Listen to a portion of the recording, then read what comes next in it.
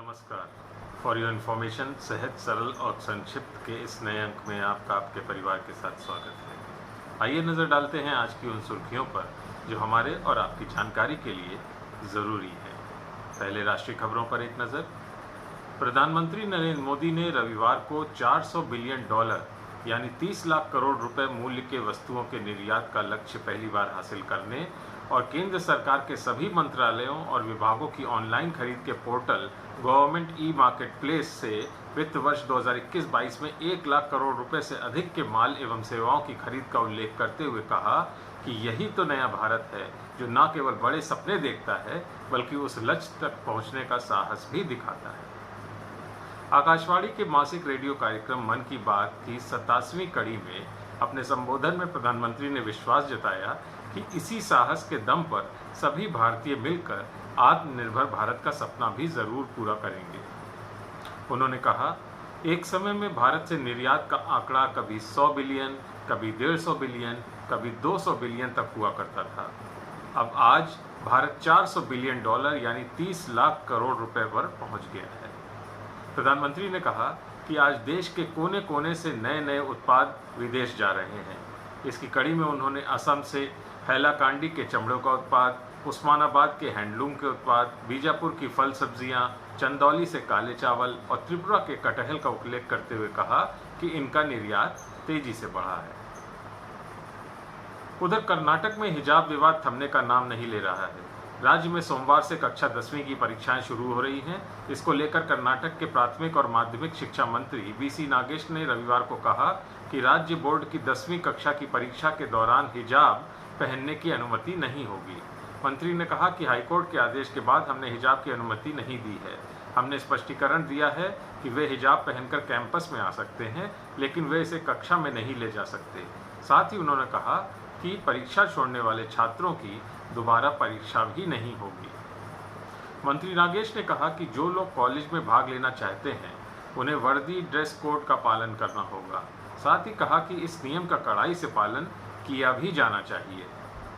पत्रकारों के एक सवाल पर मंत्री ने कहा कि सुप्रीम कोर्ट के वकीलों ने हाई कोर्ट की पूर्ण पीठ के समक्ष हिजाब को लेकर दलीलें रखी थीं, जिसके बाद ही ये फैसला आया था। याचिका में कॉलेज विकास समिति के अधिकारों को भी चुनौती दी गई थी, जिसे हाईकोर्ट ने खारिज कर दिया था। उन्होंने ये भी कहा कि सुचारू रूप से परीक्षा कराने के लिए सारी व्यवस्थाएं कर ली गई हैं।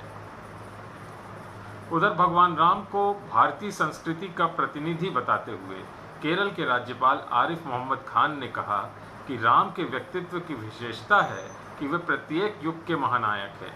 प्रभु राम द्वारा समावेशी समाज की रचना, सामाजिक समरसता और एकता का उत्कृष्ट उदाहरण है। उन्होंने कहा कि राम कथा की लोकप्रियता भारत में ही नहीं बल्कि विश्वव्यापी है। केरल के राज्यपाल रविवार को अयोध्या शोध संस्थान, भारतीय जनसंचार संस्थान एवं भोजपुरी संगम के संयुक्त तत्वाधान में प्रवासी देशों में राम विषय पर आयोजित 2 दिवसीय अंतर्राष्ट्रीय संगोष्ठी के शुभारंभ सत्र को संबोधित कर रहे थे। इस दौरान उन्होंने कहा कि पिछले 100 वर्षों में दुनिया ने विविधता को स्वीकार करना शुरू किया है, जबकि भारत ने ये काम 5000 वर्ष पहले ही शुरू कर दिया था। भारत की संस्कृति अपनी बुनियादी जड़ों से जुड़ी हुई है। भारत का पूरा दर्शन ही राम है। उन्होंने कहा कि भारत की संस्कृति जाति, धर्म और भाषा के आधार पर इंसान को नहीं देखती बल्कि मानवता के अंदर दिव्यता के आधार पर उसे स्थान देती है।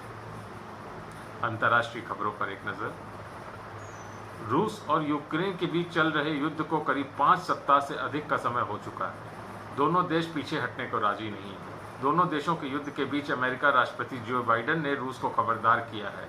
उन्होंने कहा कि रूस नाटो की सीमा में 1 इंच घुसने की नहीं सोचे, वरना इसका परिणाम अच्छा नहीं होगा। युद्ध या तीसरे विश्व युद्ध का नाम लिए बगैर बाइडेन ने पुतिन को ललकारा है। ये पहली बार है जब बाइडेन ने रूस के खिलाफ सख्त चेतावनी दी है। खास बात यह है कि नाटो संगठन की बैठक के बाद बाइडेन का ये बयान सामने आया है। यूक्रेन संघर्ष के दौरान ये रूस के लिए एक गाइडलाइन भी है। बाइडेन ने साफ कर दिया कि रूसी सेना को यूक्रेन तक ही सीमित रहना होगा। इस दौरान उन्होंने कहा कि नाटो एकजुट है, उसे तोड़ा नहीं जा सकता है। आखिर बाइडेन के तेवर अचानक क्यों सख्त हुए? इसके पीछे बड़ी वजह क्या है? क्या रूसी राष्ट्रपति पुतिन पर बाइडेन की इस चेतावनी का असर होगा? आगे हम जानेंगे। Good to know. विश्व रंगमंच दिवस। वर्ल्ड थिएटर डे हर वर्ष 27 मार्च को मनाया जाता है। 27 मार्च 2022 को 60वां विश्व रंगमंच दिवस मनाया जा रहा है। विश्व थिएटर डे की स्थापना 1961 में की गई। जब सिनेमा नहीं हुआ करता था तब लोगों को मनोरंजन का साधन रंगमंच हुआ करता था। आज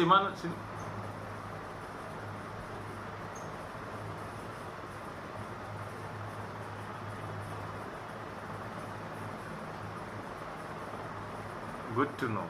विश्व रंगमंच दिवस वर्ल्ड थिएटर डे हर वर्ष 27 मार्च को मनाया जाता है। 27 मार्च 2022 को 60वां विश्व रंगमंच दिवस मनाया जा रहा है। विश्व थिएटर डे की स्थापना का वर्ष 1961 है। जब सिनेमा नहीं हुआ करता था तब लोगों के मनोरंजन का साधन रंगमंच हुआ करता था। आज सिनेमा ने अपनी शाखाओं को बड़ी कुशलता से फैला लिया है, लेकिन आज भी एक तबका ऐसा है जिसके लिए रंगमंच पूजनीय है, क्योंकि इनका मानना है कि रंगमंच न सिर्फ मनोरंजन का साधन है बल्कि लोगों को सामाजिक और भावनात्मक रूप से जगाने का भी साधन है। रंगमंच सीखने वाला कलाकार बनने के साथ ही एक अच्छा इंसान भी बनता है।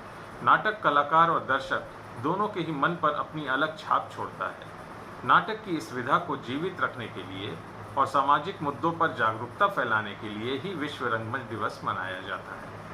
अंतर्राष्ट्रीय रंगमंच संस्थान द्वारा 1961 में इस दिन को मनाने की शुरुआत की गई। इस अवसर पर किसी एक देश के रंगकर्मी द्वारा विश्व रंगमंच दिवस के लिए आधिकारिक संदेश जारी किया जाता है। 1962 में फ्रांस के जीन कॉक्टे पहला अंतर्राष्ट्रीय संदेश देने वाले कलाकार थे। वहीं 2002 में भारत के गिरीश कर्नाड, जो एक मशहूर रंगकर्मी रह चुके हैं, को भी ये उपलब्धि हासिल हुई। कहा जाता है कि पहला नाटक एथेंस में एक्रोलिपिस में स्थित थिएटर ऑफ डायनोसिस में आयोजित किया गया था। ये नाटक 5वीं शताब्दी की शुरुआती दौर का माना जाता है। विश्व रंगमंच दिवस यानी वर्ल्ड थिएटर डे मनाने का उद्देश्य लोगों में थिएटर को लेकर जागरूकता लाना और थिएटर की अहमियत याद दिलाना है। लंबे समय से थिएटर मनोरंजन के साथ सामाजिक मुद्दों को लेकर जागरूकता फैलाने का काम करते रहे हैं। विश्व रंगमंच दिवस 27 मार्च को लोगों में यही जागरूकता लाने के लिए मनाया जाता है।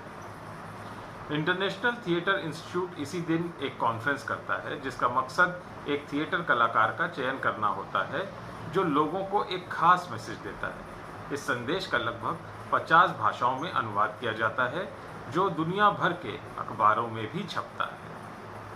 आज सभी रंगमंच के जुड़े कलाकारों को बधाई। आज के लिए बस इतना ही। अपना और अपने परिवार की सेहत का बहुत ख्याल रखिएगा। शुभ रात्रि। हम सब तो रंगमंच की कठपुतलियां हैं जिनकी डोर ऊपर वाले की उंगलियों में बंधी है। कब, कौन, कैसे उठेगा ये कोई नहीं बता सकता है। हा, हा, हा।